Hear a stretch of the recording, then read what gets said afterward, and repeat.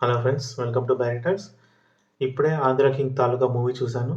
Movie అయితే చాలా అంటే చాలా బాగుంది.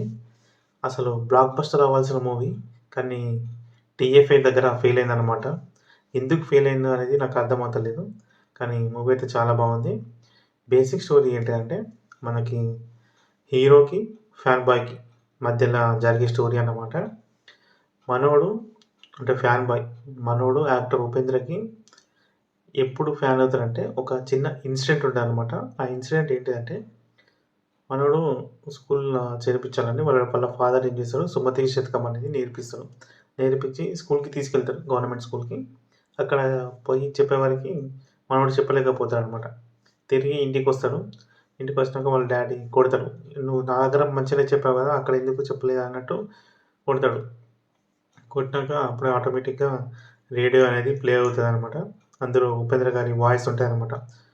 "పడి పడి లేచి నిలబడు గెలువు" అన్నట్టు ఒక కొటేషన్ వస్తదనమాట.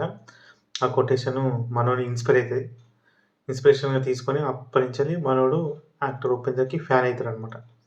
ఆ ఫ్యాను ఎక్కడి వరకు తీసుకెళ్తాడంటే, మన హీరో అంటే సినిమాలో హీరోగా యాక్ట్ చేసిన ఉపేంద్ర గారి 100థ్ మూవీ కొంచెం ఫైనాన్షియల్ వల్ల ఆగిపోతదనమాట. ఆ ఫైనాన్షియల్‌ని మనోడు తీరుస్తాడనమాట 3 క్రోర్స్ ఇచ్చి.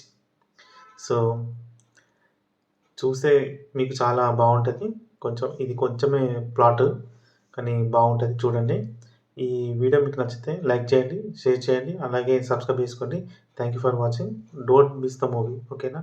మంచి మూవీని మిస్ చేసుకోకండి. ఓకేనా? Thank you.